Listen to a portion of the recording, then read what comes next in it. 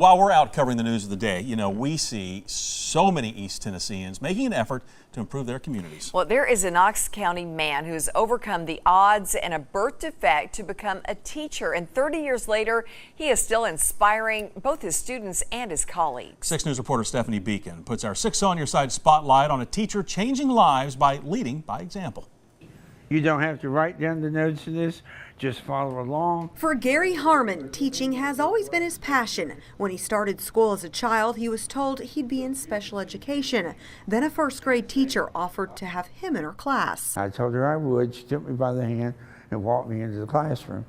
And she changed my whole life. Now, when I say it's a modifier, Harmon has a birth defect, which left him without feet and a hand. The amniotic sac that the fetus develops in sometimes shreds, and the baby grows into the shreds, and in my case looped around an arm or a couple loops around the hand, and they weren't allowed to grow. Having to use prosthetics hasn't slowed Harmon down. He's accomplished his dream and has been teaching now for 30 years. You see what I'm saying? The last 4 years he's been here at the Richard L. Bean Juvenile Service Center teaching the students English and history. What we try to do here is pick common standards that most grades will have and cast a wide net and try to help everybody at once. Each day he teaches around 30 students ages 13 to 17. He may have a student one day to several months, depending on how long the kids are in the juvenile center.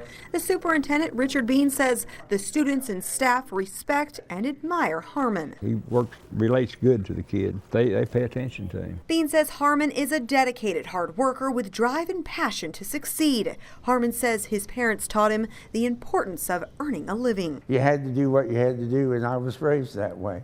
I'm very grateful for that upbringing because that's instilled a work ethic in me. Maybe blew off in the distance. He tries to teach his students to find strength within and stay positive to accomplish their goals. We want to open the doors and invite kids to take advantage of their lives. On Your Side in Knoxville, Stephanie Beacon, 6 News.